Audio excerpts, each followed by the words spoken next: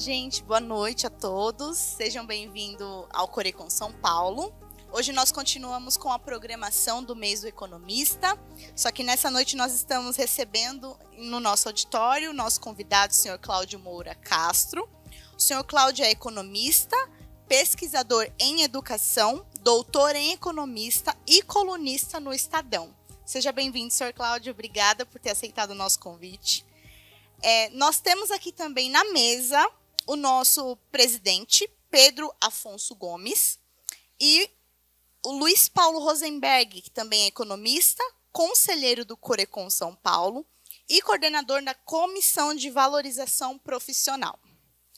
Antes de passar a palavra para o nosso presidente, eu quero dizer que nós estamos fazendo a transmissão no nosso canal no YouTube, na TV Economista, então também dou as boas-vindas para quem está nos acompanhando online, sejam bem-vindos.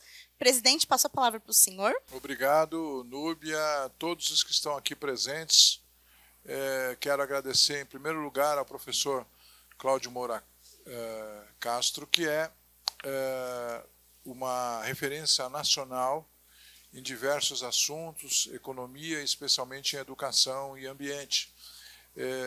Muito obrigado por deslocar-se lá de sua casa em Minas Gerais para vir aqui prestigiar o Corecon São Paulo, neste ano em que nós estamos completando o Corecon 70 anos de existência, e também estamos comemorando, evidentemente, neste mês de agosto, os 72 anos da Lei do Economista, 13 de janeiro de 1951. Agradeço também ao conselheiro Luiz Paulo Rosenberg, que é muito dinâmico na coordenação da Comissão de Valorização Profissional, que é responsável pela programação desses eventos do mês de agosto. Sem os conhecimentos que ele tem, sem os relacionamentos, certamente nós ficaremos muito mais pobres. Então agradeço ao conselheiro Luiz Paulo e também ao professor Cláudio pela sua presença. Para mim é uma grande satisfação trazer o Cláudio para vocês. A gente se conhece, não vou falar quanto porque vai atrapalhar o nosso Ibope junto às gatinhas, mas o Cláudio, em particular, é o primeiro PhD brasileiro em economia. Ele não gosta que fala isso porque entrega um pouco, mas o que eu acho mais notável no Cláudio é a pluralidade de interesses que ele tem. Ele navega na economia, em recursos naturais, em educação principalmente, com uma tranquilidade, com uma serenidade que vem dessa curiosidade insaciável que ele tem. Vocês vão escutar e vão ter a impressão que estão ouvindo um menino falando, pelo conhecimento, pela vibração, pelo entusiasmo. Então, é uma coisa importante na nossa profissão. A gente nunca pode parar. A gente não pode achar que já sabe o bastante. É o tempo todo se desafiando, enfrentando novos desafios. Essa é a lição que o Cláudio nos dá, e eu tenho certeza que vai ser das melhores coisas que a gente vai ter tido nessa causa. A palavra é sua, Cláudio. Então, vamos sentar lá para poder assistir. Muito bem. Bom estar aqui. Saí lá da roça de Minas e vim aqui para a civilização. Não é? O que eu vou falar é um mistureba de economia com meio ambiente ou ecologia. Dizem que eu entendo alguma coisa dessas coisas, mas é meio boato. Em todo caso, vamos lá. Título da minha apresentação: A mão invisível salva as florestas? Essa é a pergunta. Ela ajudou a estragar. A pergunta é se, num novo contexto que nós estamos vivendo, a mão invisível pode salvar a economia. Bom, a mão invisível atribui-se a Adam Smith, só que ele nunca usou essa palavra. Isso veio depois, e as duas vezes que apareceram nos livros dele, isso não fui eu que fiz a pesquisa, não. Era uma coisa diferente. Mas é tão boa essa metáfora da mão invisível, né? Quer dizer, tem uma mão que arruma tudo, que faz tudo funcionar direitinho. Então, eu vou começar... Cadê? Vou começar no Rio São Francisco. No Rio São Francisco, não, no Rio das Velhas, em julho de 1867. Onde é que passa esse trem aqui?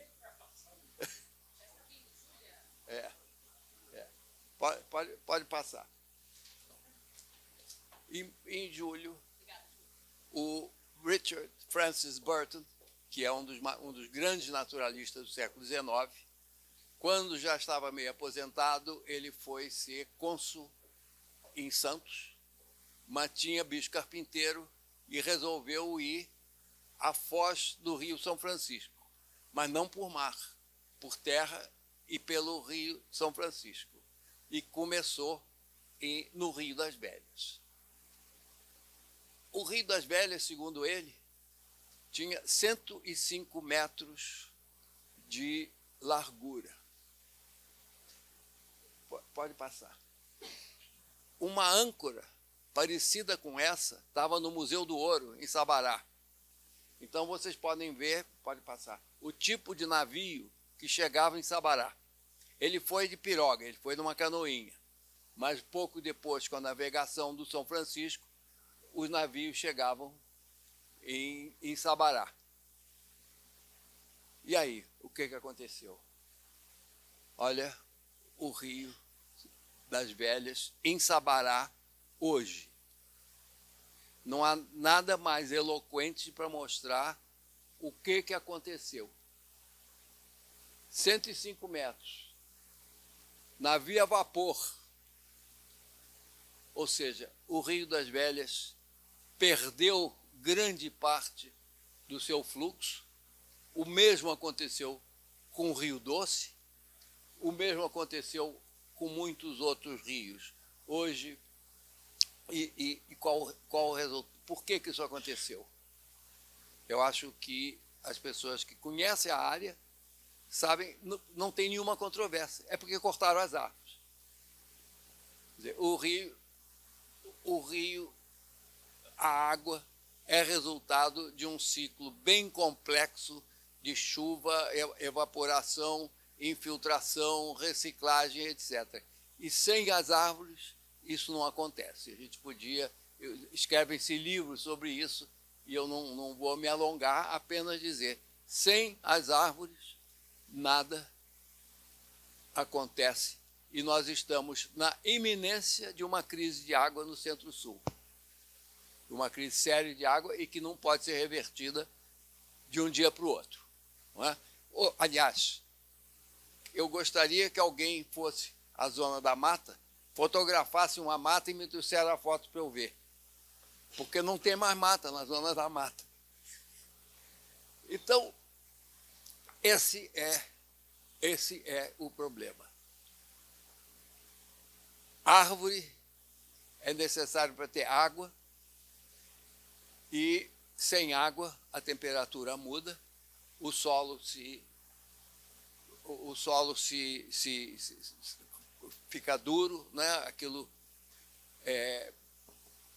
seca, não nasce mais nada, e você, inclusive, tem um ciclo que é irreversível.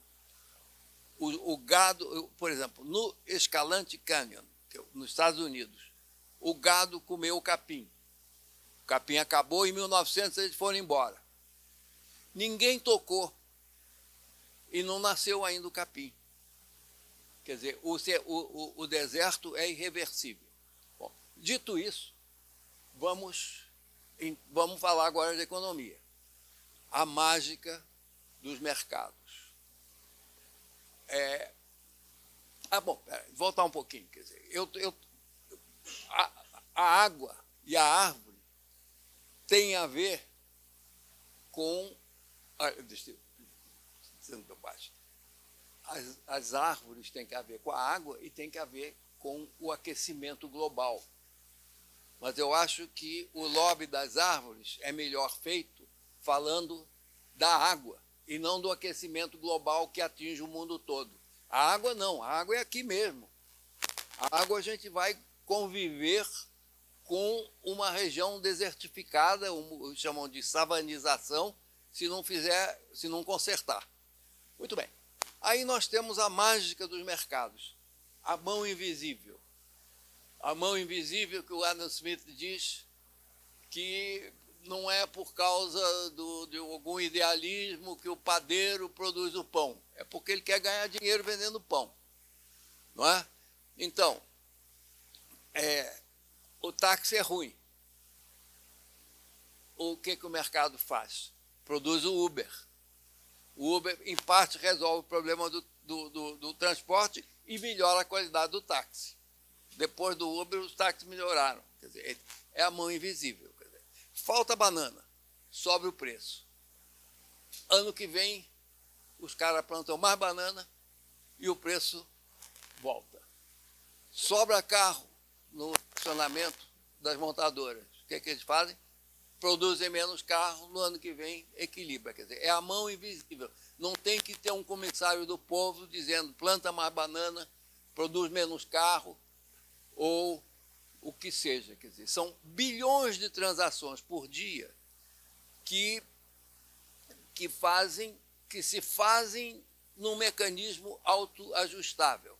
É a beleza da mão invisível, que resolve uma quantidade extraordinária de problemas. Então, esse automatismo é que garante que tudo vai funcionar. Seguimos viagem. Mas os mercados não necessariamente funcionam. E como nós vamos ver, no caso das florestas, ele é particularmente perverso. Eu comprei num leilão essa fotografia, tirada em Manaus, é um cartão postal de 1911, onde eles parece que estão contando vantagem de que botaram fogo no mato, né? A queima de roça no Amazonas.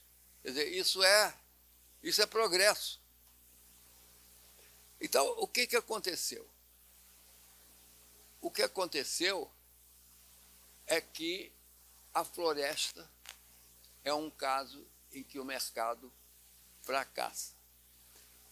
Um lado, que eu vou falar menos, é o que a gente chama, seres normais chamam de miopia e economistas chamam de preferência pelo tempo, que é a ideia de que a gente não valoriza as coisas do futuro. E como a árvore leva muito tempo para crescer, nós privilegiamos as vantagens e os benefícios presentes. Você corta a árvore, vende o toco, faz carvão, qualquer coisa, e toca em frente. Não se esquece que o benefício futuro da árvore é considerável, mas é da nossa natureza não levar isso muito a sério.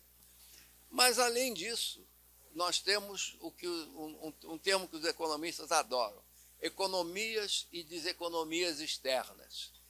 Quer dizer, que são situações em que o custo ou o benefício, conforme seja a economia ou deseconomia, não estão incorporados no preço.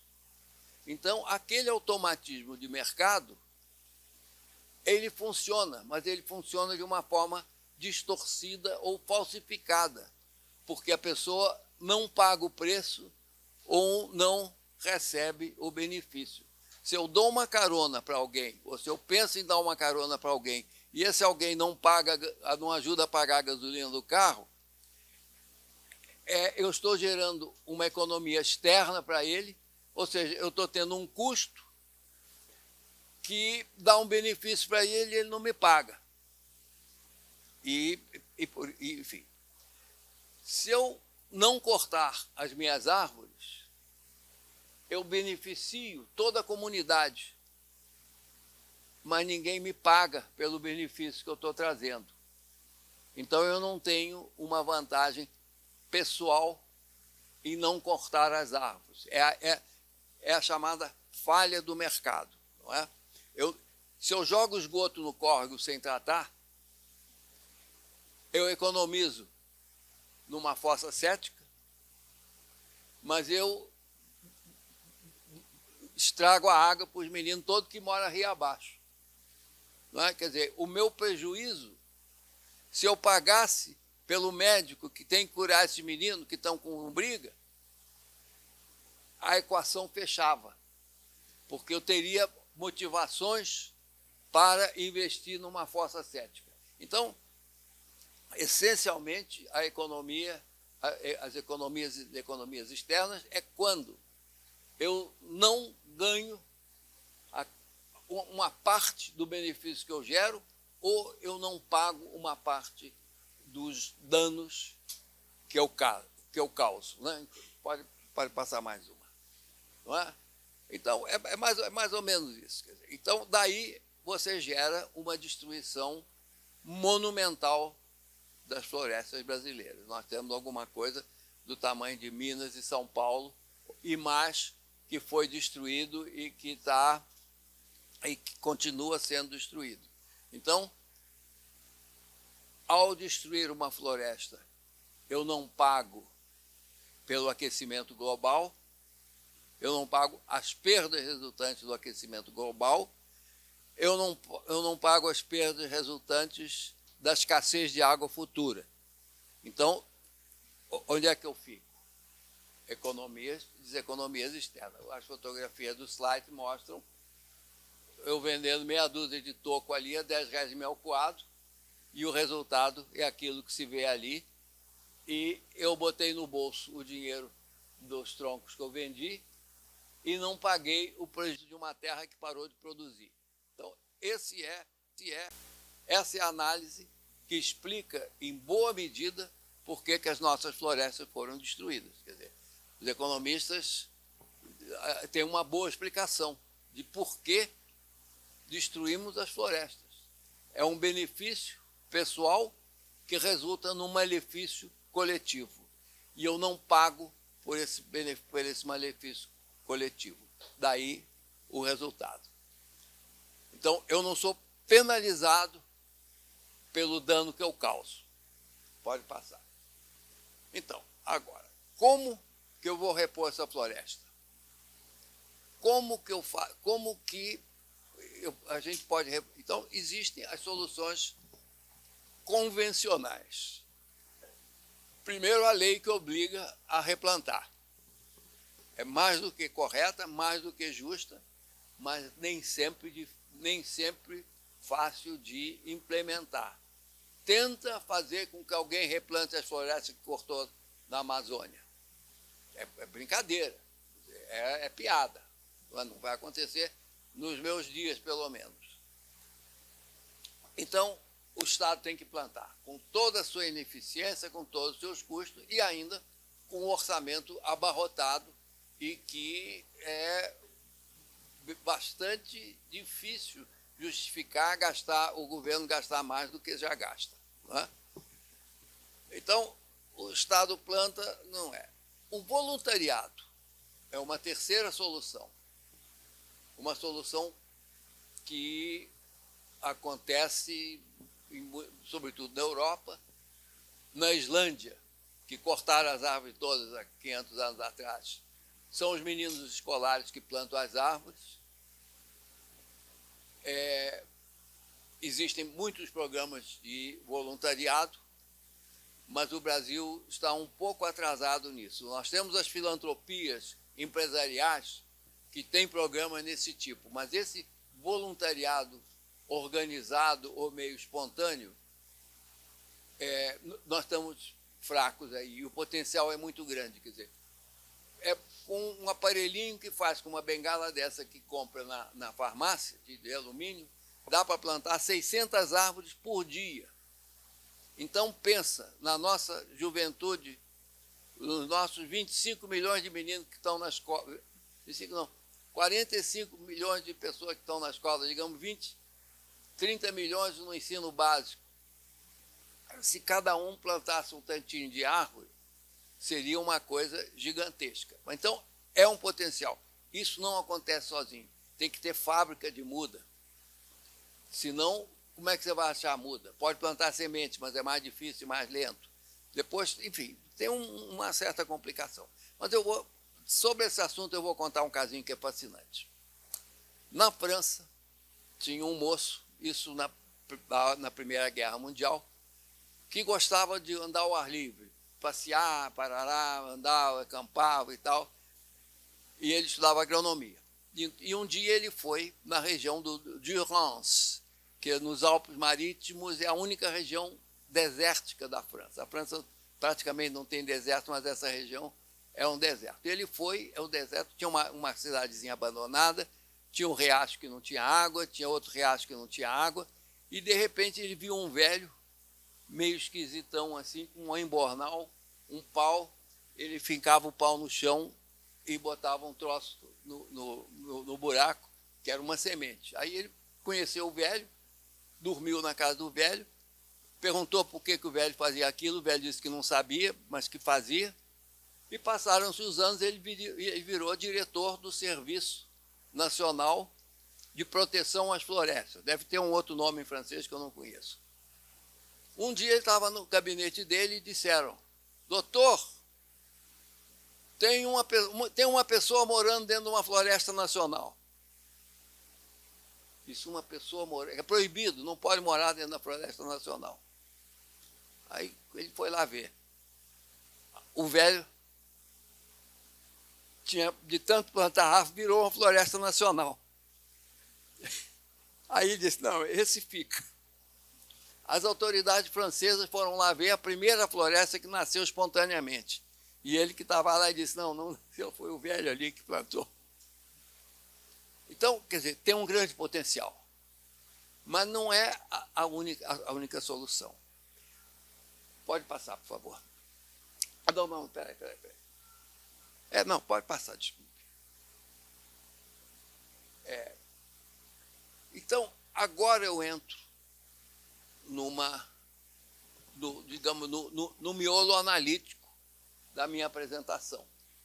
Quer dizer, será que existem soluções de mercado para plantar, para substituir essas árvores que foram cortadas ao longo do século? A gente diz que foram cortadas ao longo do século, mas, na verdade, a grande cortação foi nos últimos 50 anos. Até uns 50 anos atrás, o corte era relativamente pequeno, porque o brasileiro ocupava um pedaço muito pequeno do Brasil.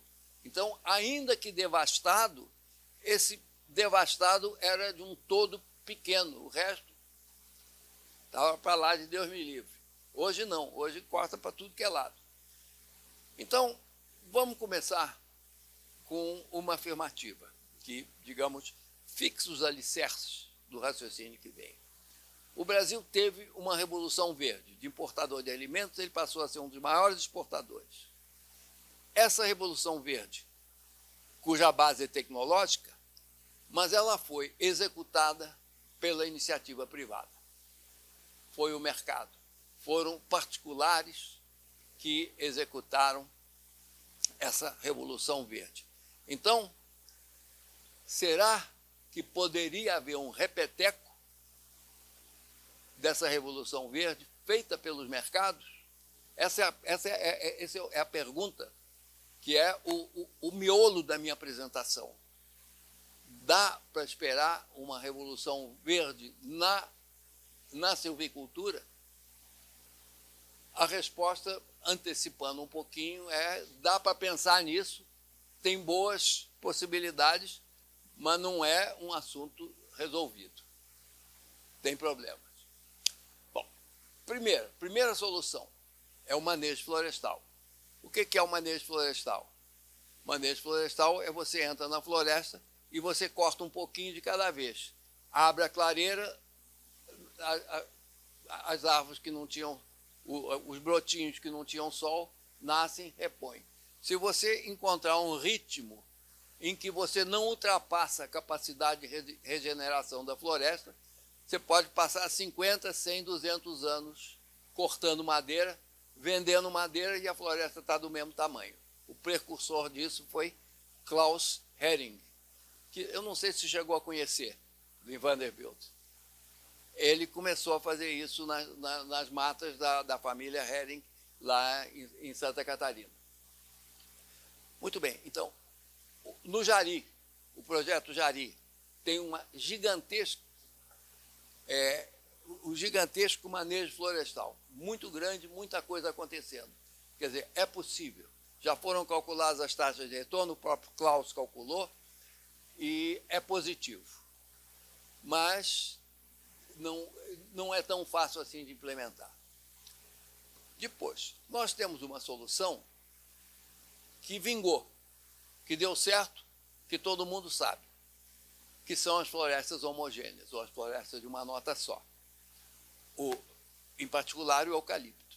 O eucalipto, 95% do reflorestamento brasileiro é com eucalipto. O Brasil é o país mais avançado no mundo em melhoramento genético de eucalipto. O eucalipto brasileiro é infinitamente melhor do que o eucalipto australiano, que é de onde ele vem. E a tecnologia está dominada. Quer dizer, plantar eucalipto dá lucro. Pinos já está dando lucro, já está valendo a pena. Quer dizer, você melhora daqui, melhora, já está valendo a pena. Mogno africano já está valendo a pena, mais ou menos.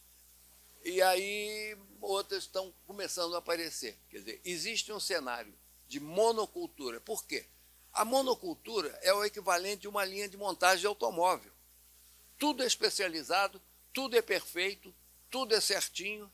Então você otimiza a produção de tal forma que uma plantação de eucalipto pode ser muito, muito econômica, pode ser um excelente investimento. Porém, a floresta homogênea, em que pese o fato de que ela não é prejudicial, ela é incompleta. Quer dizer, você precisa também de florestas nativas, de florestas mistureba, para o equilíbrio ecológico da flora e da fauna, etc. Então, por boa que seja essa solução, são espécies exóticas plantadas uma só em todo lugar. Quer dizer, é uma planta só. É muito bom, mas é parte da solução. Esses imbecis que dizem que o eucalipto seca, o eucalipto faz isso, é bobagem, não faz nada disso. Tem muita pesquisa mostrando e tem meta-pesquisa mostrando. Mas não é uma solução única, tem que ter outras soluções. Uma solução recente é a floresta homogênea com espécie nativa. Quer dizer, espécies que já estavam azeitadas com o resto do meio ambiente. Tem um tal de paricá que parece coisa de conto da carochinha. 1 hectare de paricá produz tanta madeira quanto 35 hectares de floresta.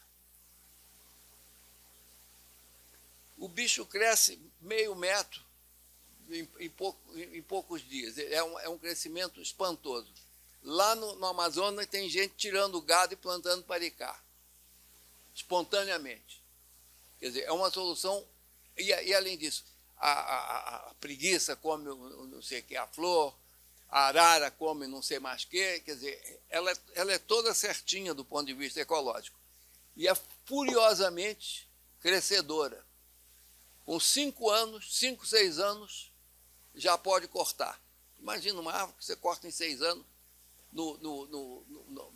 Na Noruega são 50, 120, até 120 anos.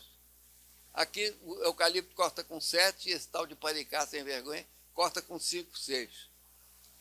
Então, essa é uma solução muito interessante. É do Amazonas, não pode achar que vai nascer no outro, pelo menos não há notícia de que aconteça. Mas é uma solução, quer dizer, a busca de espécies nativas para a floresta homogênea, para a monocultura. Está dando certo no Amazonas. A notícia que se tem é muito, muito otimista. A outra é uma ideia nova, bem mais experimental, bem mais difícil. Uma floresta nativa no Brasil tem 100, 200 essências diferentes. Eu não sei por que o pessoal de silvicultura chama árvore de essência, mas eles gostam de chamar, então eu chamo também para acharem que eu entendo o assunto. Então, você tem 100, 200 essências. Dessas, uma fração muito pequena tem valor comercial. Então, o que eles estão fazendo? Qual é a ideia nova? Pega 15, 10, 15 todas de valor comercial, e faz uma floresta. Não é homogênea, é misturada, ela produz toda a interação com a fauna e com a flora, que é considerada altamente desejável, mas todas as árvores têm valor comercial. E todas elas têm um crescimento relativamente rápido, quer dizer, de 15 a 30 anos. Além disso, o que eles estão fazendo, que é bem interessante, é que você pega essas 15 árvores e faz melhoramento genético nelas. Então, o que pareceria uma árvore nativa, na verdade, é uma árvore remexida, que nem o eucalipto, para crescer mais depressa e para crescer mais reta. Quer dizer, é uma dupla operação de misturar só espécies, fazer uma floresta só com espécie comercial, e as espécies comerciais progressivamente serem mais e mais e mais mexidas geneticamente para crescer mais depressa. Isso está acontecendo. Tem uma plantação grande. Agora, olha só, para acreditar no mercado, quem é que está fazendo isso?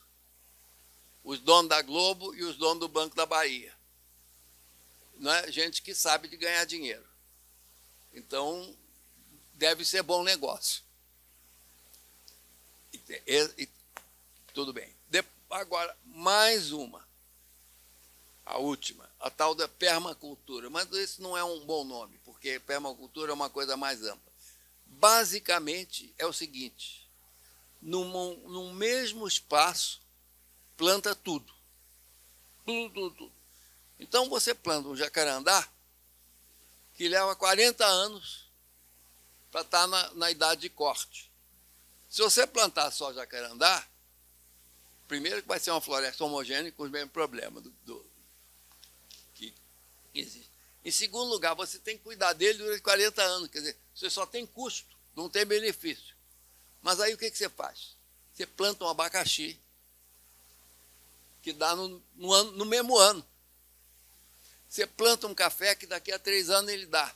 Você planta cacau que daqui a 5, 6, 7 anos dá. Você planta bananeira para fazer a sombra para o cacau. Então, essas coisas todas são feitas ao mesmo tempo.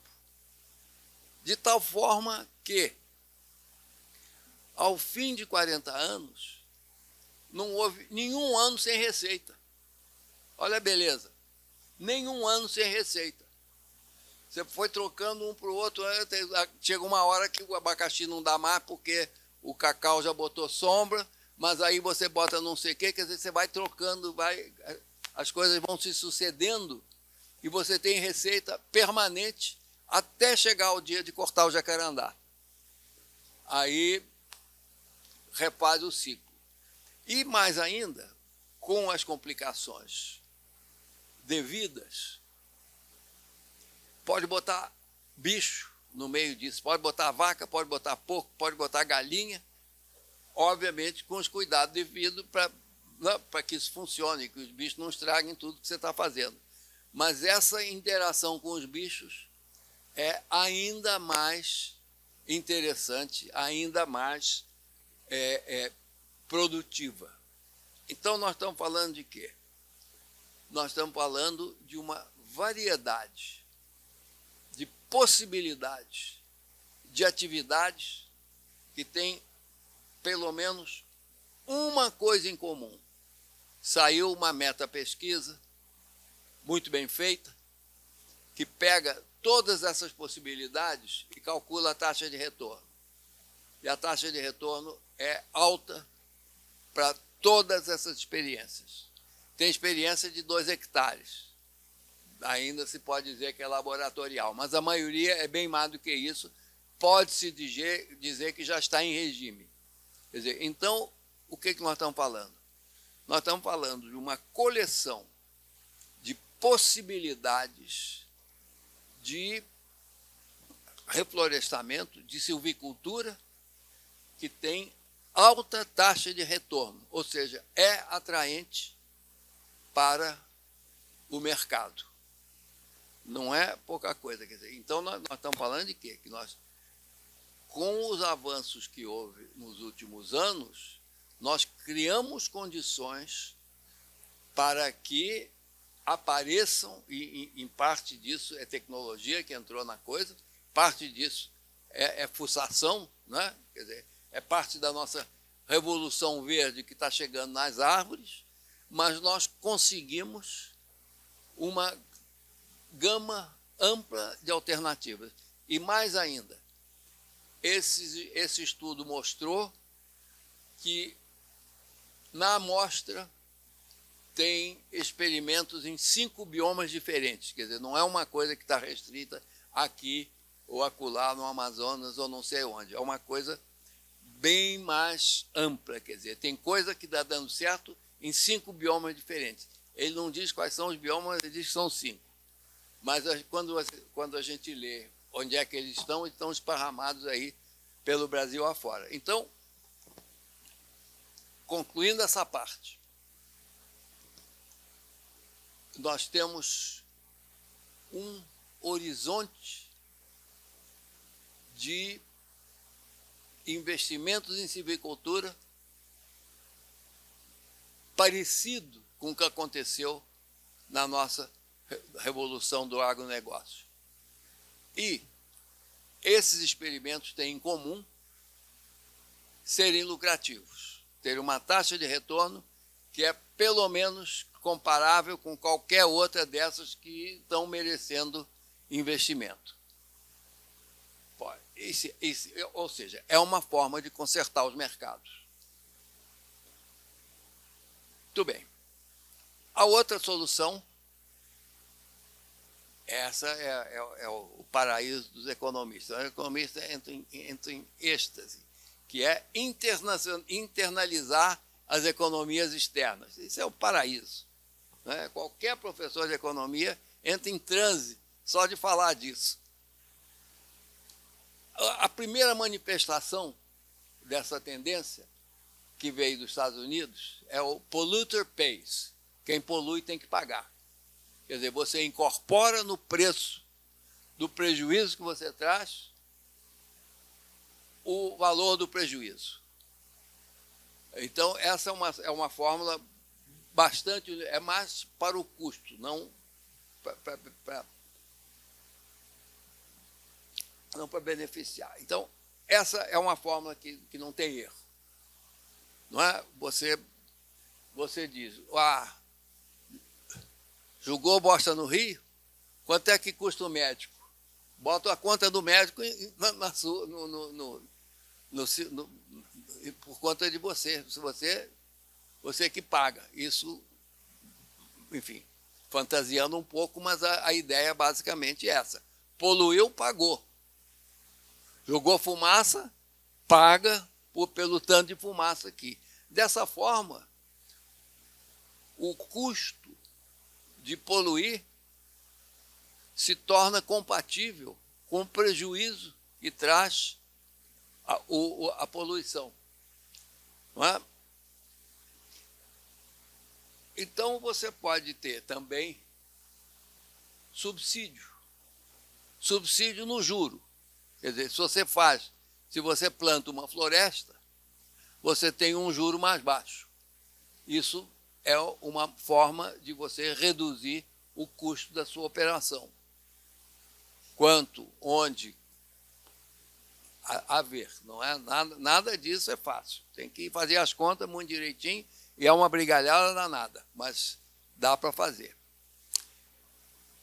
Depois, vantagens fiscais. Você não paga imposto. Se fizer isso, você não paga imposto. Se fizer aquilo, você paga mais imposto. Se você gera mais problemas, etc. Quer dizer, você opera tanto no subsídio quanto nas taxas de juros. Então, com isso, você faz a operação milagrosa de internalizar as economias externas. Há um bom espaço para que isso aconteça. Os economistas discutem muito a operacionalização disso. E não é fácil e não é sempre que se pode fazer. mas há um belo potencial para operar nessa faixa. Muito bem. Agora, o próximo ponto. Os pecadores do primeiro mundo. Não é? Quer dizer, por muito juízo, por muito cuidadoso que seja um suíço, a siderurgia dele vai jogar carbono, vai jogar dióxido de carbono na atmosfera. Não tem jeito. Então, diante da pressão, eles descobriram ou inventaram um negócio. Bom, se eu jogo 1 tonelada de carbono na atmosfera, eu tenho que gerar alguma atividade que absorva 1 tonelada de carbono. Ou seja, eu tenho que gerar a minha pegada.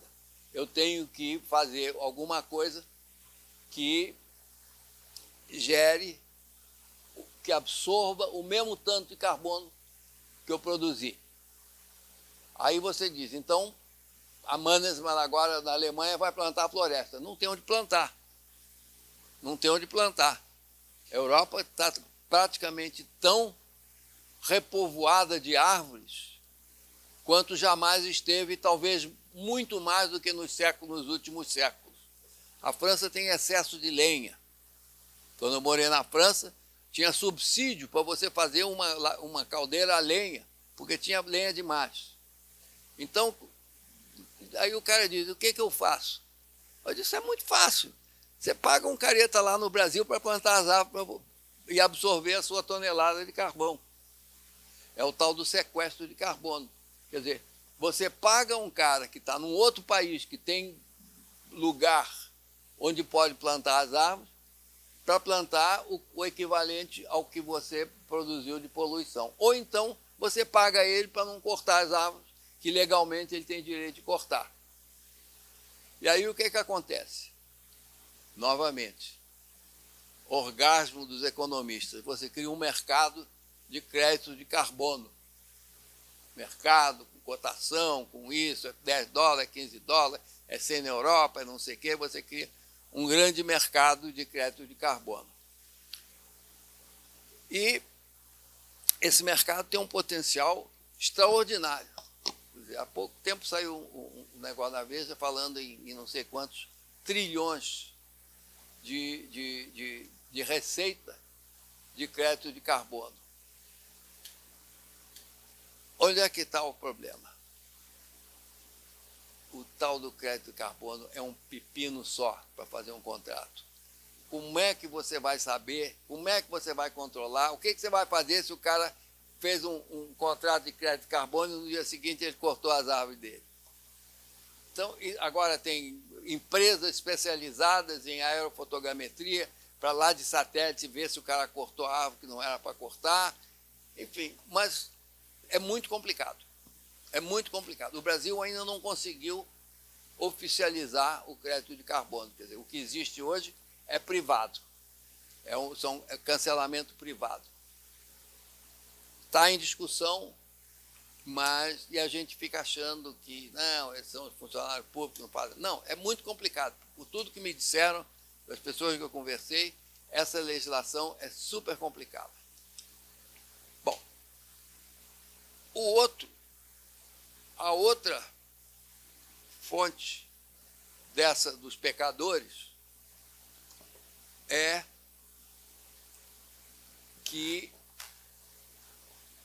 os grandes centros financeiros, quer dizer, vamos falar de Davos, que é o lugar onde só vai cachorro grande, né?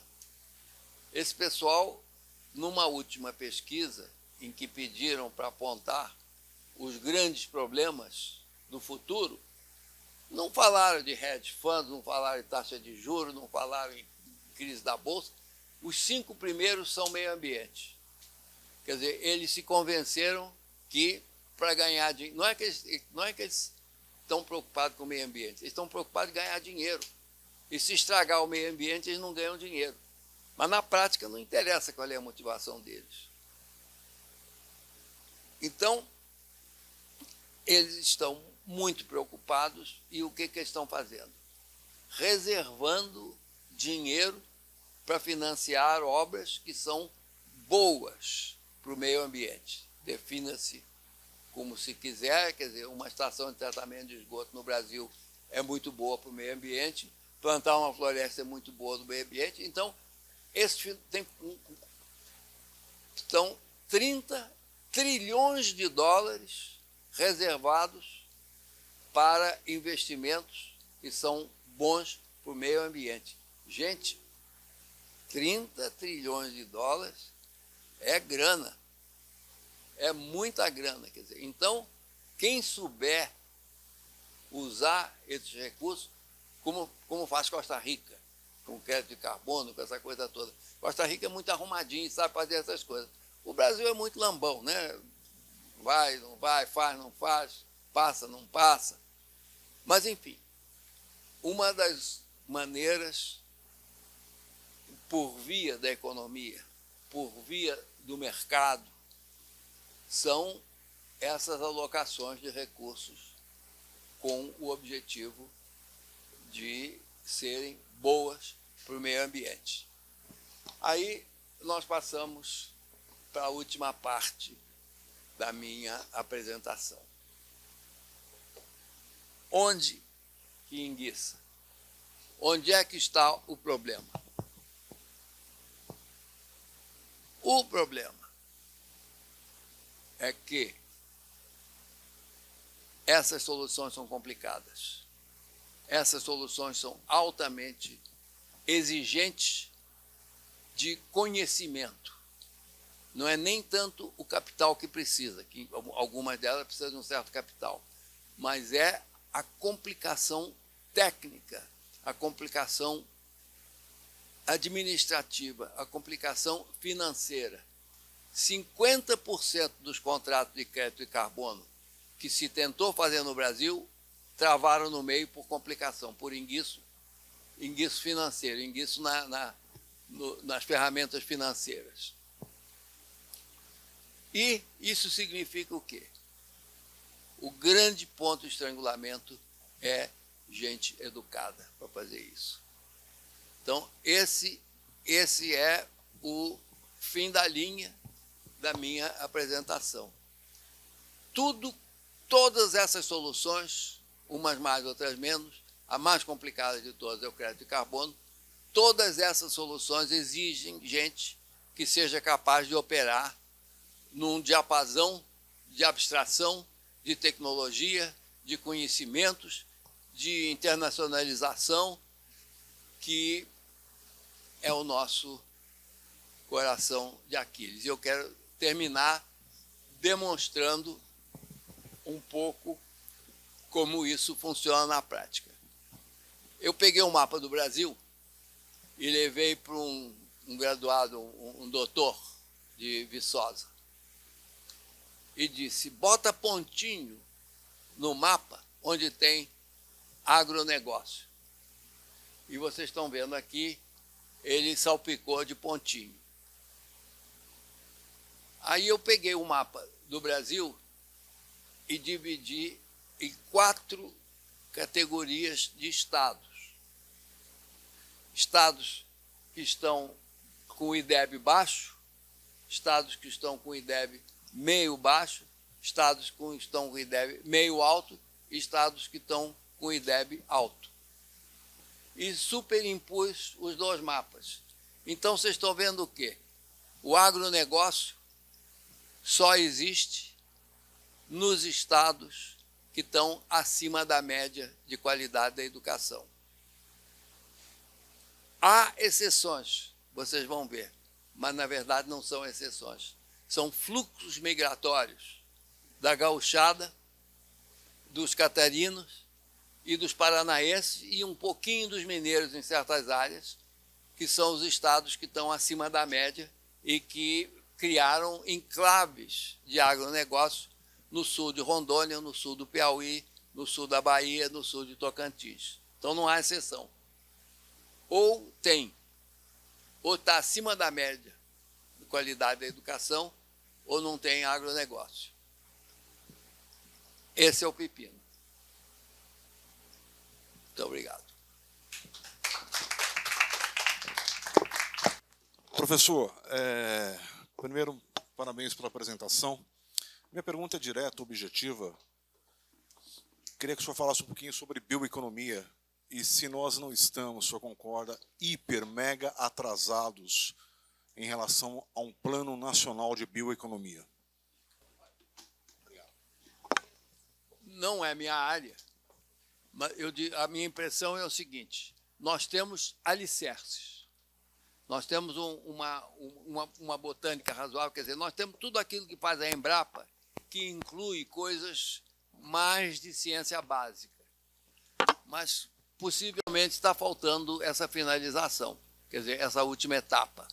Acontece um pouco com a indústria. Nós temos pesquisa científica, pesquisa tecnológica, mas na hora do vamos lá, não, falta um pedacinho. Quer dizer, você tem o laboratório, mas você não tem a planta piloto. Então não sai, porque sem a planta piloto você não pode fazer uma fábrica. Quer dizer, a minha impressão, mal informada, é que nós estamos nessa fase. Nós temos um alicerce, mas falta uma etapa. Mas alguém deve saber isso muito melhor que eu. Professor, despertaram duas perguntas.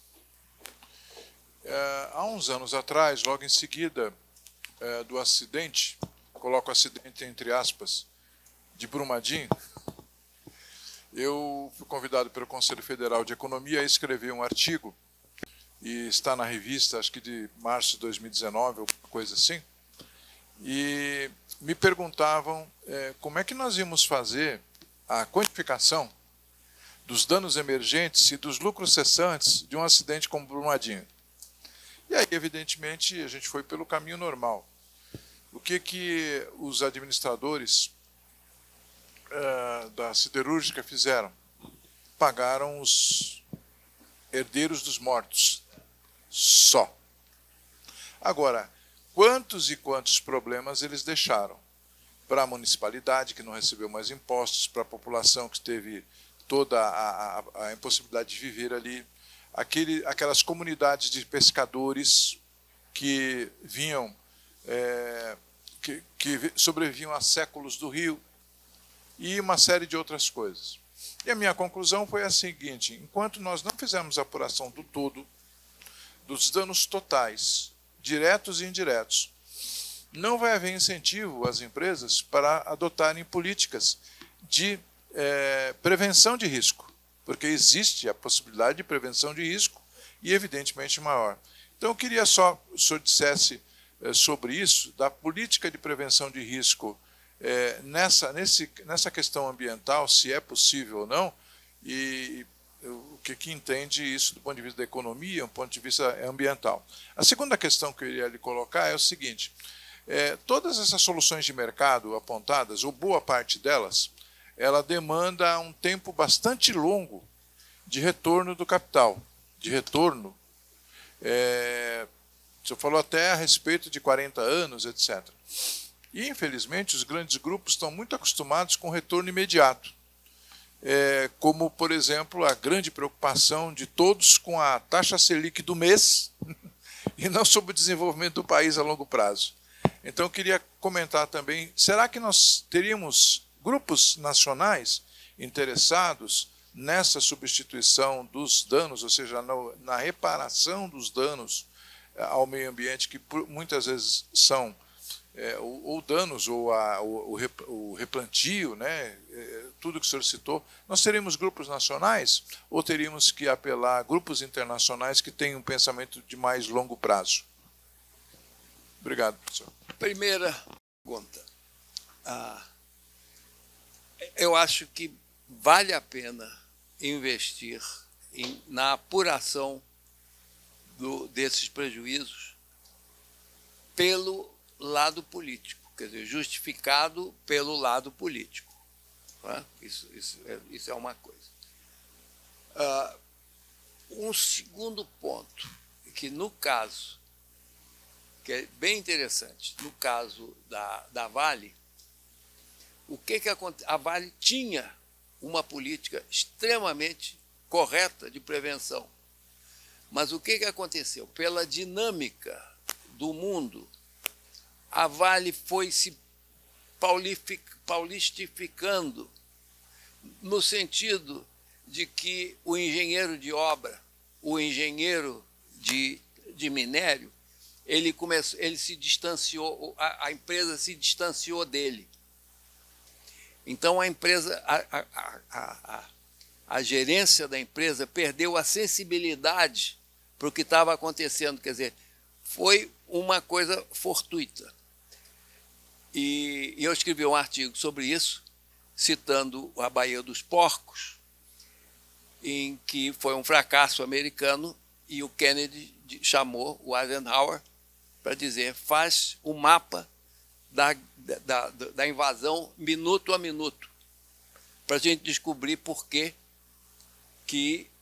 houve a derrota. O Eisenhower disse: não, você não entendeu nada. Faz um mapa minuto a minuto da reunião que decidiu a invasão. E dito e feito. E dito e feito. Quem sabia que era uma guerra perdida não tinha voz na reunião. E quem tinha a voz da reunião não tinha ideia do que estava acontecendo. Eu escrevi um artigo falando isso e me convidou para almoçar o Schwarzman, presidente da Vale, e disse: você foi o único que acertou. Realmente houve um distanciamento. Agora, no caso do minério, o problema acabou. Quer dizer, você tem um risco residual. A tecnologia de hoje não tem mais bacia de sedimentação. É tudo a seco, aproveita uma fração muito maior do minério, e a tecnologia de hoje faz com que seja lucrativo ir nessas bacias de sedimentação e tirar o minério que está lá, que na época não se jogou fora.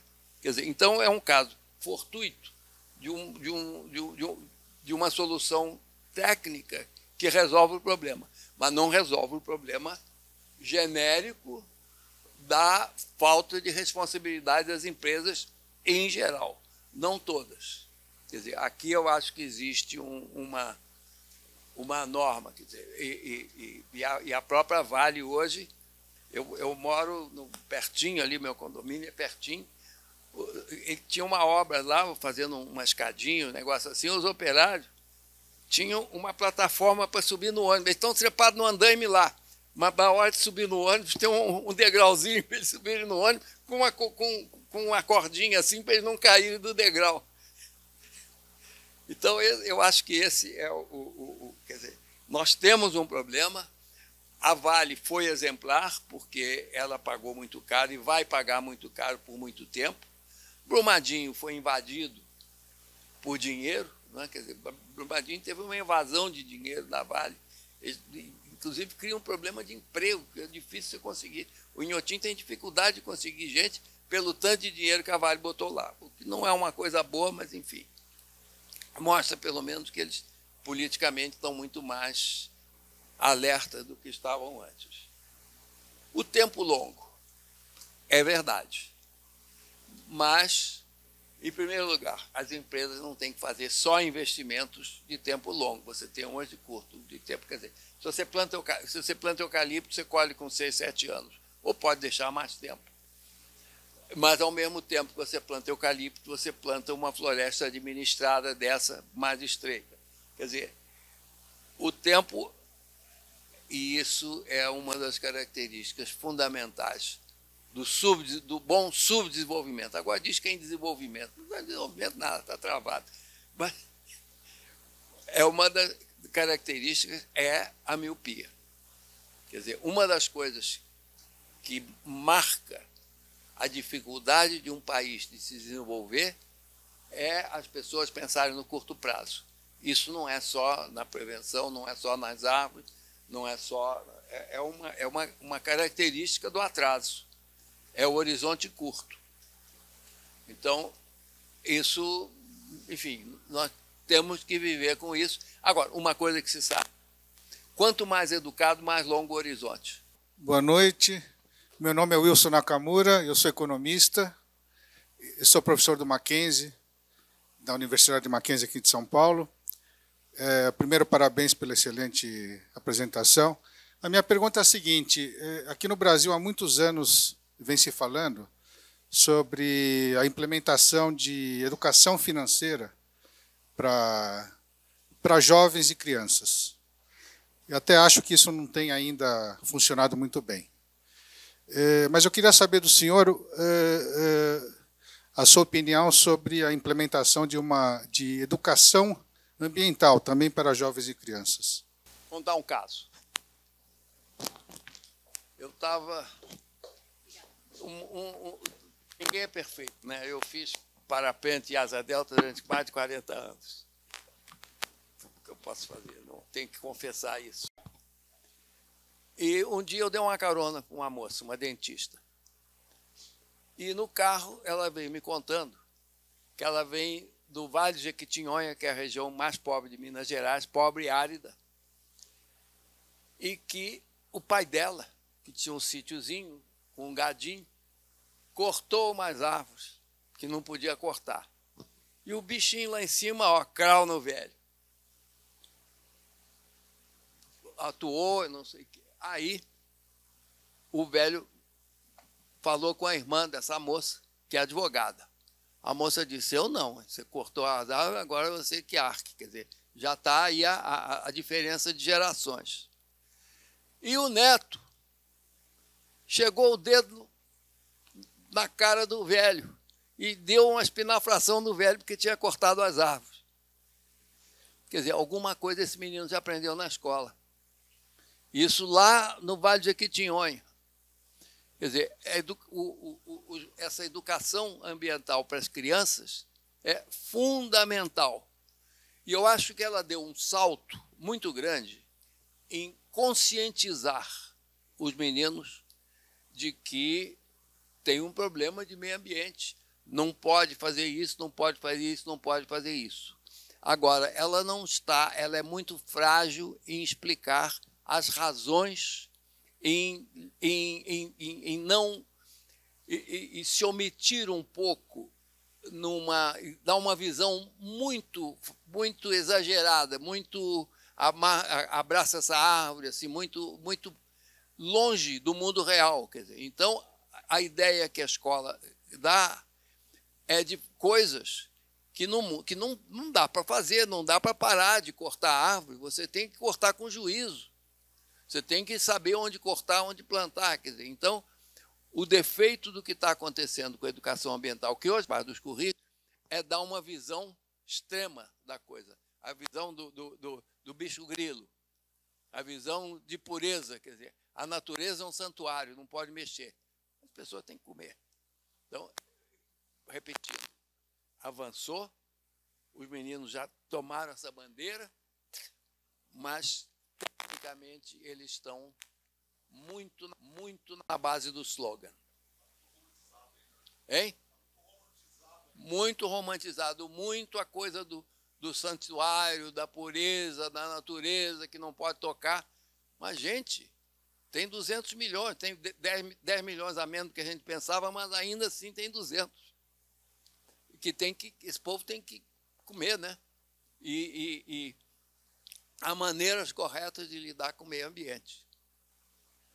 E isso é que as pessoas têm que entender. Quer dizer, no caso, em Minas, onde eu moro, o convívio com a mineração é um problema. Não adianta ser contra a mineração. Se a mineração é que alimenta o Estado, você tem que ter mecanismos para consertar depois, transformar em parque, transformar em lago, transformar em jardim, transformar em museu, seja o que for, que é o que aconteceu na Alemanha. Boa noite, Arvaldo, também economista. A minha pergunta, em parte, você já respondeu quando você falou de visão de longo prazo e educação, dos empresários principalmente, né? Todo mundo que mostra que vê um business, 2 anos, 3 anos, alguma coisa nesse sentido. Eu achei a palestra muito boa e abre um pouco os olhos. Eu trabalho no mercado financeiro, se vê muitos projetos, muitas coisas, O macro a gente tem ideia, mas o micro é mais complicado. Então, os detalhes, eu tive cuidado de notar muitas coisas aqui. Então, a pergunta, eu vou mudar um pouquinho a pergunta. Normalmente, esses projetos, fala-se muito de escalabilidade. A visão do empresário é essa, tem escalabilidade, qual é o ticket, aquela coisa toda. O senhor tem conhecimento dos projetos que estão em andamento ou alguma empresa que já está implementando? Por exemplo, você deu um exemplo do rio Mina Velha, como que chama o nome do rio? Rio das Velhas. Rio das Velhas. Ele tinha 105 metros, hoje ali parece que tem 20 metros, alguma coisa assim, né?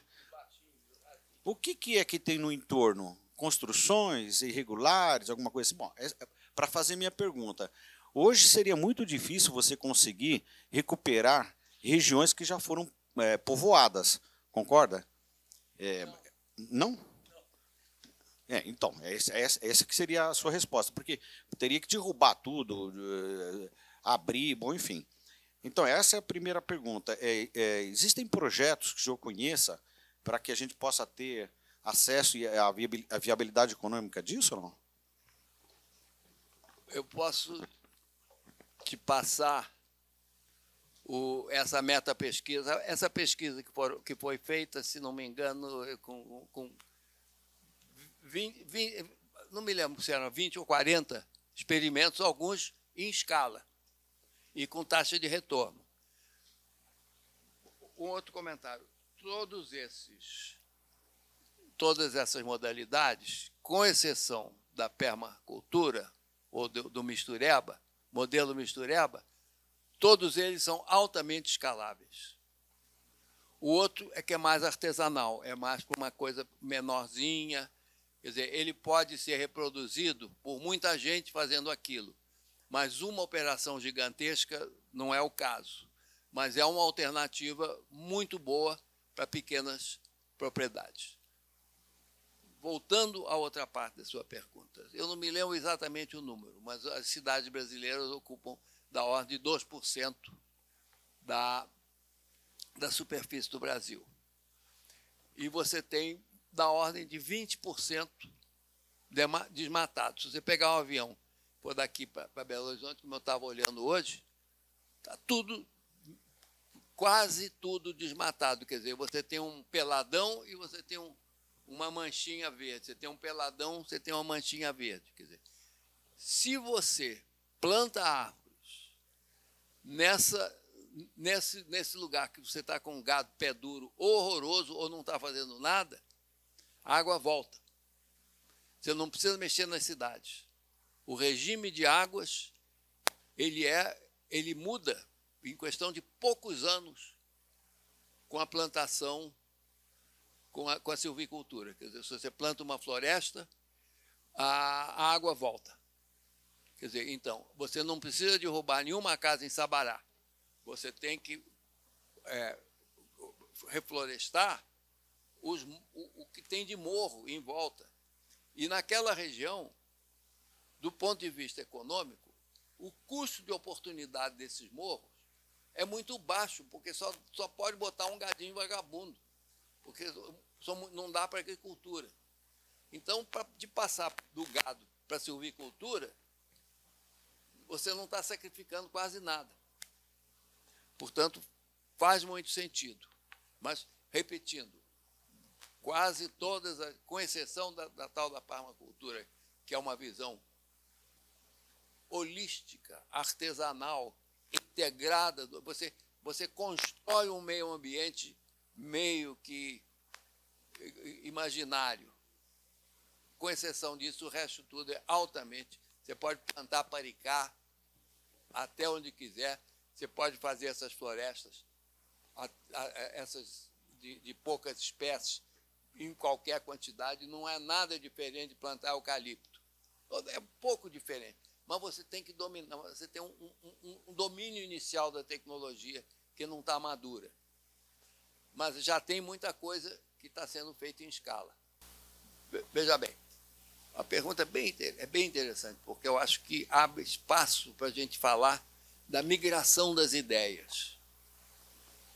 Por razões que não tem nada a ver com isso, em 1965, eu estava estudando na Universidade da Califórnia, em Berkeley. A palavra ecologia nasce ali, naquela década, naquele local, naquelas universidades da Califórnia. E o resto dos Estados Unidos, nem tchum, nem sabia. Tudo nasce na Califórnia e depois para os Estados Unidos e algum dia chega ao Brasil. E o que está acontecendo é que esse movimento todo, ele está migrando. Como que é a primeira manifestação da migração? Você tem, é o termo que usa no mercado financeiro, a velhinha de Podunk. É uma velhinha lá de caixa-prego, que tem um dinheirinho na bolsa. Essa velhinha assiste televisão, que fala do desmatamento, disso, daquilo, não sei o quê. Aí ela liga para o corretor dela e diz, ó, eu não quero ação dessa companhia aí que está fazendo essas besteiras. E quando centenas de milhares de velhinhas fazem isso, a ação dessas empresas cai. E a ação das empresas que são boas, sadias, do ponto de vista do meio ambiente, sobe. E aí as empresas começam a se preocupar em mostrar uma cara boa. O tal do ESG e tudo é uma maneira de mostrar a cara boa. Seja de verdade ou não seja, mas é uma maneira de mostrar a cara boa. O que está acontecendo? Do mesmo jeito que migrou de Berkeley para a Califórnia, da Califórnia para os Estados Unidos, isso tudo está migrando para o Brasil. Quer dizer, os investidores estão preocupados com o meio ambiente. O pequeno investidor está preocupado com o meio ambiente e o cara que vai de primeira classe para Davos também está preocupado com o meio ambiente. E, de uma forma ou de outra, isso é uma mercadoria exportável. Isso acaba chegando no Brasil e está chegando no Brasil. Você vê que as boas empresas estão fazendo igualzinho, estão fazendo as americanas e alemãs, caminhando para o mesmo rumo. O problema é a velocidade. Né? Esse é o ponto crucial. Se a velocidade é suficiente. Vou fazer uma pergunta do YouTube, tá bom? Do Gustavo Pereira da Costa e Mendes. O dia a dia do trabalhador brasileiro em 1990 e períodos poderia ser considerado uma falha de mercado devido ao mercado informal? É uma pergunta, né? Aprender a viver com as falhas de mercado atrai a mão invisível? O mercado informal é o verdadeiro mercado. O mercado formal é um mercado em que a lei protegeu uma certa categoria de pessoas. Se devia ser protegido ou se não devia ser protegido, é uma discussão que não acabaria hoje. Mas o fato é que o verdadeiro mercado que funciona do jeito que Adam Smith gostaria que funcionasse é o mercado informal. A última parte da pergunta, por favor. Aprender a viver com as falhas de mercado atrai a mão invisível? A mão invisível é o mercado. Quer dizer, a mão invisível é uma metáfora para o funcionamento do mercado. Ou seja, as coisas se ajustam sem que precise um comissário do povo para dizer compra mais, vende mais, produz mais, etc. Então, o mercado é a mão invisível. Extremamente instigante tudo que foi dito aqui. E, como você mencionou, abre horizontes, abre uma preocupação muito interessante. Agora, tem alguns pontos, Cláudio, que eu queria que você visse. Primeiro, estamos no mês do economista.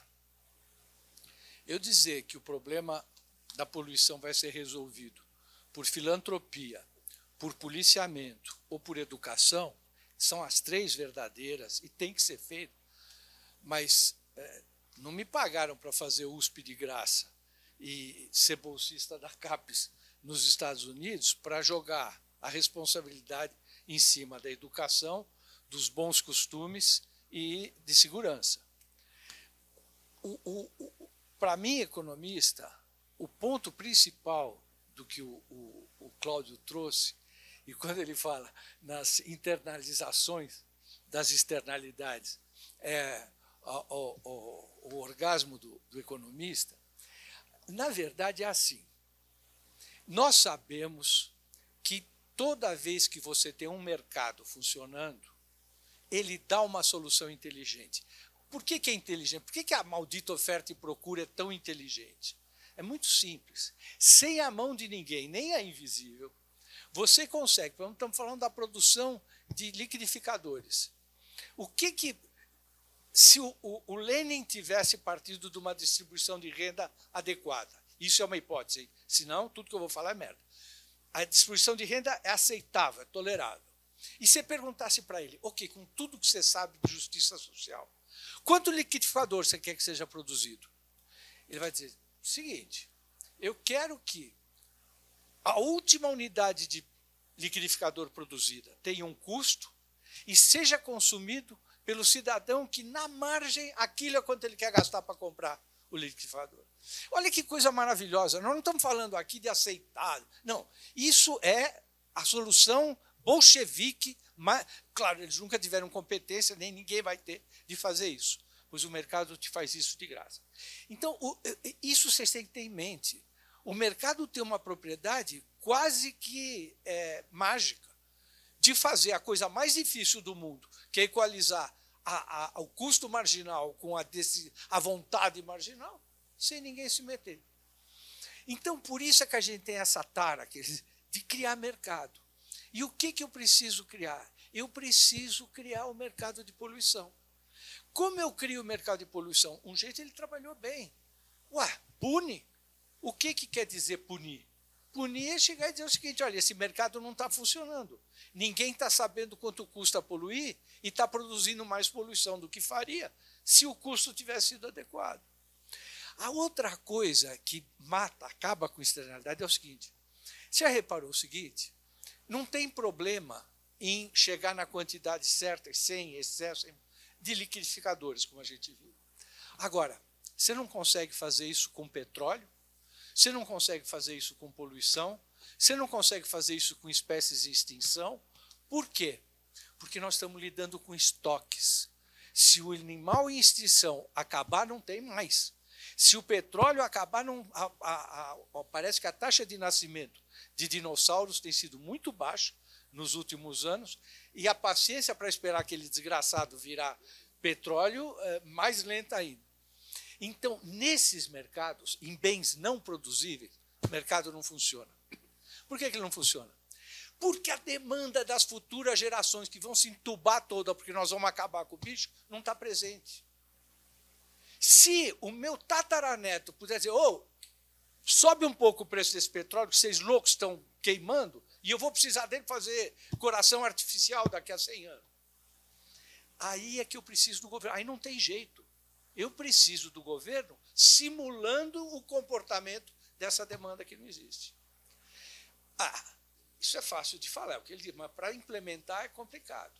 Como que eu implemento? Não tem nada melhor para implementar, e aí sim, essa é a educação que eu gosto, do que neste ano, a coisa de 2 meses, em Phoenix, a temperatura mínima da noite foi 49 graus. É pela Vianal que o primeiro mundo vai aprender que tem que entrar aqui combatendo a poluição. É via democracia que os deputados republicanos que estão preocupados com imigração ilegal vão parar e dizer, não, gente, nós temos que botar tributo, nós temos que criar fundos, nós temos que mandar dinheiro lá para onde tem terra, como ele disse, e plantar. Aí nós vamos criar uma nova realidade. Por isso, o mercado de carbono só é difícil porque não tem motivação. Eu tive a oportunidade na empresa de carrear investimento de uns 3 fundos da Noruega, tudo escandinavo. E o que eles queriam? Pagar para uma fazenda da Amazônia não destruir a selva, que, aliás, é o primeiro passo. Antes da gente falar em recuperar, precisa estancar a eliminação. Então, tudo isso que a gente falou aqui, e que bonito, eu não tinha a menor ideia de que já tinham soluções agronômicas viáveis, que a gente podia implementar, isso acelera. Mas eu preciso de muita grana, dos 30 trilhões. E, para isso, tem que ter a conscientização do primeiro mundo, tem que ter a punição por não fazer, tem que ter fundos onde... Veja, para um fundo de aposentados da Polícia Rodoviária de Oslo, fazer uma inversão de 40 anos não é problema nenhum. Isso aí acabou. Quando o cara tinha que tirar do bolso, botar no jacarandá e esperar, não tem dinheiro para isso. Agora, quando um fundo que está fazendo a gestão atuarial dele pega um pedacinho e bota... Então, é essa massa de recursos empurrada pela democracia, pela pressão da sociedade, é que vai fazer com que a solução seja muito rápida. Porque, afinal, qual é o problema? É treinar gente? É sinalizar que tem fundo? É dar subsídio? É botar imposto? Isso é trivial para nós. Agora, cadê a vontade política? Lá. Aí ela vem para cá. O que você acha? Concordo. Se a gente pensa no mundo, e se você pensa nos destinos desses dinheiros dos pecadores, não é? É o dinheiro do pecador. Botou carbono, se sente culpado, ou a lei diz que ele é culpado.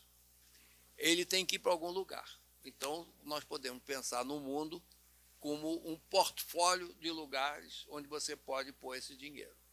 Se você pensar na África, tanto quanto eu posso imaginar, só na África do Sul que haveria maturidade financeira, maturidade no mercado financeiro, maturidade técnica para receber um fundo desse que tem uma contrapartida, que tem uma necessidade de controle.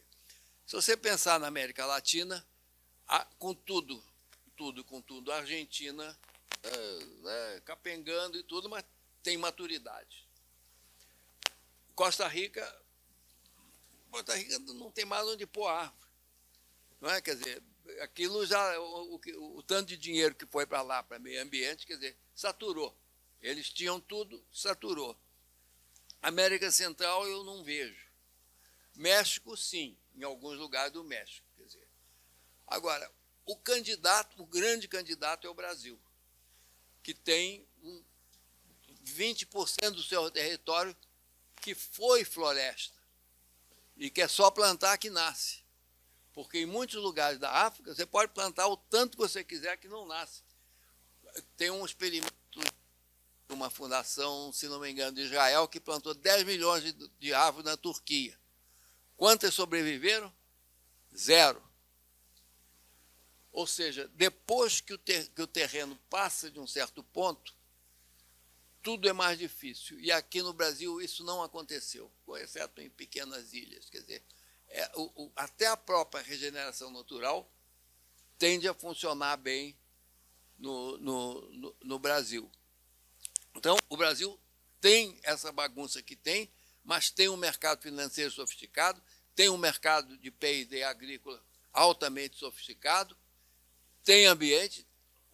A revolução do agronegócio mostra um empresariado que ninguém imaginava que existisse. Então, nós não estamos mal, mas não é automático. A capacidade de fazer besteira é muito grande. Não é? A nossa capacidade de dar tiro no pé não pode ser subestimada. Então, está aí o potencial, mas ainda tem que comer muito feijão. Obrigado, Denise. Bom, professor, eu achei super interessante, né, a forma da apresentação em si, a água, relação árvore, né? E é interessante como essa ficha está caindo, né? Só que de uma forma meio que por consequência de problemas ambientais aí fortes, né? Como foi o caso lá de Mariana, Brumadinho e tudo mais, né? Então, quer dizer, a gente vê o capital buscando oportunidades, né? Então, naquele momento de taxa de juros baixa, todo mundo correu para a Bolsa, o Barsi fala muito disso, de que o investidor na Bolsa aumentou porque 2% de taxa não interessava, fui buscar a renda variável ali que tinha muito potencial. E aí a gente vê a Vale, né, o exemplo da Vale, de que no primeiro momento foi penalizada E aí o minério de ferro começou a subir e tudo mais, e o que aconteceu? Vale virou ponto de compra, e todo mundo parece que esqueceu do ocorrido, e o papel valorizou, agora cai por conta de queda de minério de ferro e tudo mais. Então a gente vê um pouco da perversidade do capital procurando bons retornos, né? E aí é onde a gente vê que a regulação, legislação e mesmo ali a educação nesse sentido, ela por um lado a legislação às vezes ela melhora por conta da própria autorregulação e que o mercado enxerga que isso travou um pouco, está um pouco engessado, vamos melhorar, vamos buscar formas mais interessantes de viabilizar determinados projetos, né? Por exemplo, o FIAGRO, né? Uma forma que colocou toda a cadeia agro para dentro de um fundo como garantia para você viabilizar financiamento na área, né? Então,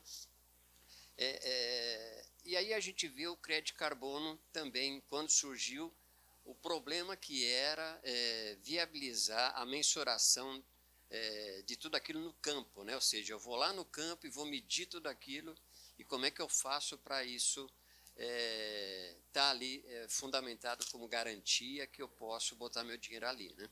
Então, quer dizer, não está faltando então quer dizer, o lado educação a gente vê que realmente faz a diferença, é onde a gente vai realmente fazer acontecer, mas será que, como o próprio Rosenberg disse, ou seja, o lado político, né, ele olha toda essa arrecadação que pode ser agregada, né, como uma forma de recursos para que, de repente, possa ser aplicado. Mas quem é que garante que vai ter essa aplicação justamente nisso que a gente precisa, né? Então, será que falta uma liderança, falta ali começar por baixo mesmo, no caso como o colega colocou, nas escolas, educação financeira, educação ambiental, e mais ainda, né,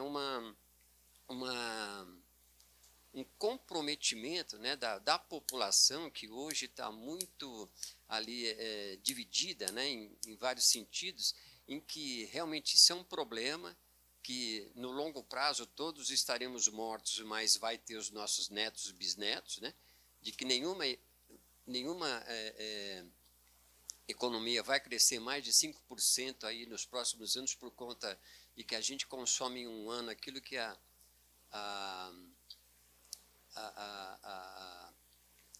aquilo que o planeta repõe em 7 meses, né?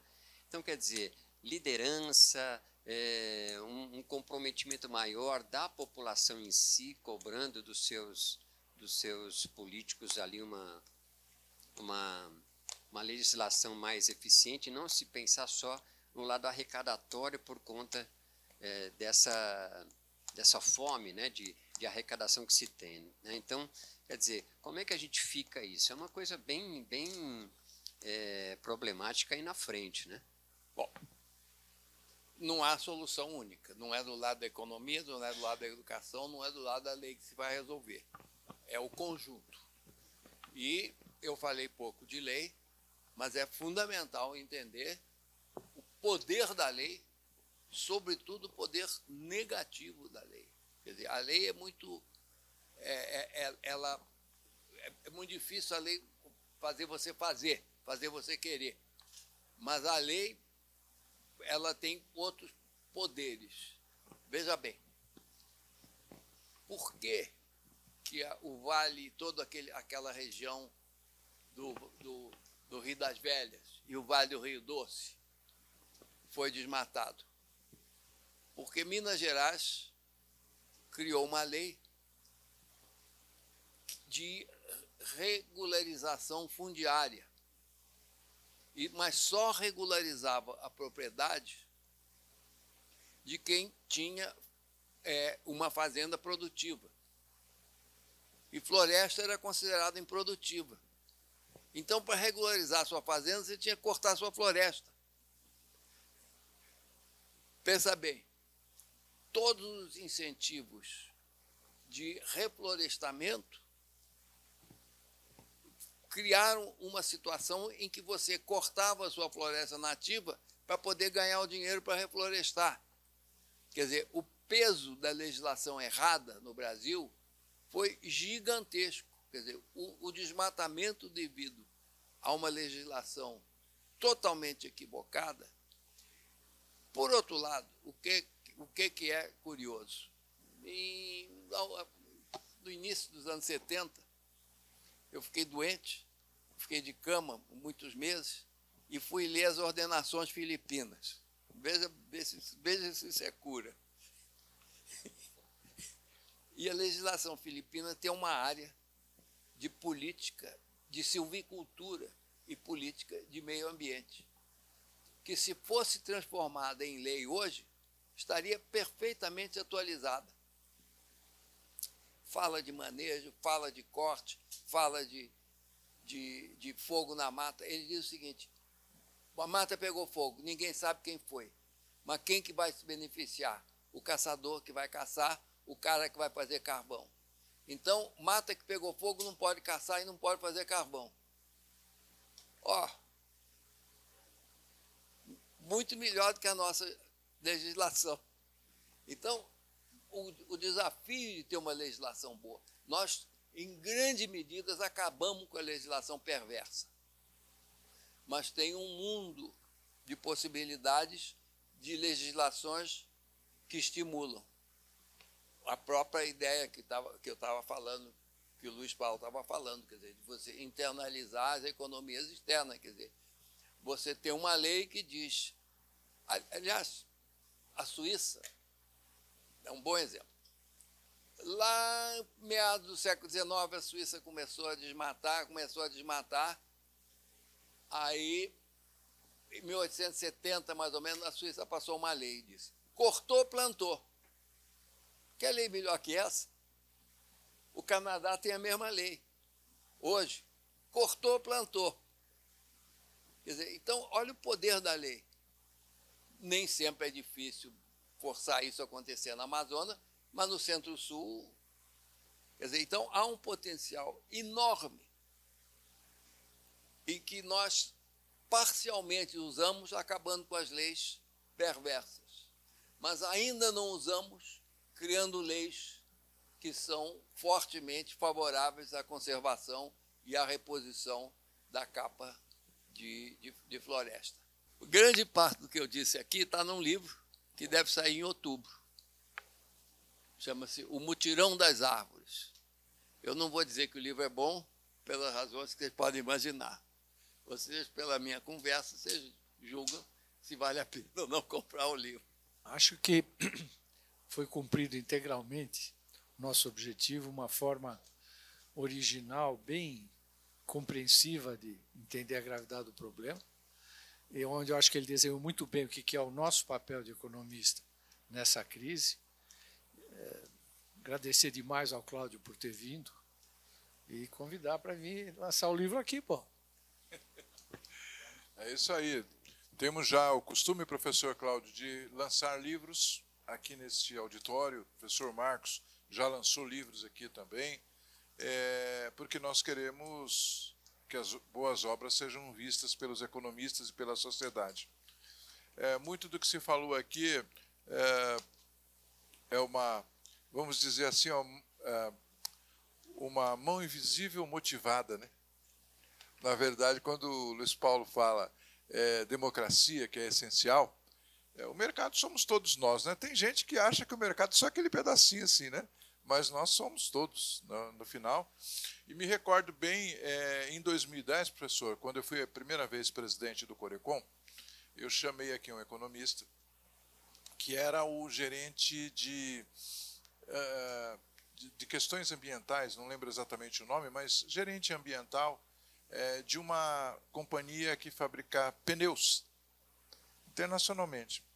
E aí eu encontrei com ele em um evento, numa faculdade, dei palestra, e ele também, e aí entrevistei-os. Por que uma empresa de pneus tinha um gerente ambiental que era economista? Era justamente porque se a empresa não se mostrasse interessada na questão ambiental, ela perderia ela perderia clientes no mundo inteiro. Porque se pensava o seguinte, o que faz com o resíduo do pneu? Essa era uma das perguntas, né, mas existem outras. Como é que ela fazia para tirar lá na seringueira? O que ela fazia? Qual era o processo? Tal? Então, de fato, o consumidor tem um papel absolutamente fundamental nessa questão, desde que ele tenha o quê? Educação. Que ele saiba o que perguntar, saiba o que analisar e fazer a diferenciação. Se ele fizer a diferenciação, naturalmente o fabricante, o produtor, etc., vai ter condições, né, de melhor direcionar os seus próprios recursos, as suas próprias estratégias. De qualquer forma, professor, eu gostaria de agradecer muito a sua presença aqui, a sua disposição de vir ajudar os economistas de São Paulo, mas não serão só os economistas de São Paulo, visto que o nosso vídeo fica disponível para a sociedade e para os corecons de um modo geral, para os alunos que não puderam vir aqui, porque nós tínhamos também interesse de alunos de participar, mas a coincidência de horários não permitiu, mas eles vão ver depois com seus professores. Queria agradecer muito, professor. Nós aprendemos muito, eu aprendi. Obrigada a todo mundo que assistiu pela TV Economista. Obrigada, boa noite.